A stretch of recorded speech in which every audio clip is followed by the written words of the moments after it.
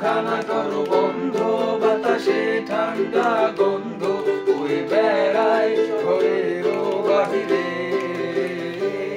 আসো ছোট্ট একটা গান করি যাতে ঘুম পাড়ানি মাসি এসে পাশে বসে হাতখানা ঢেলে কপাল ধরে। ভয় নেই আছি আমি পাশে, হাতখানা ধরে আছি হেসে, বলে দে আমার মাথা তোমার।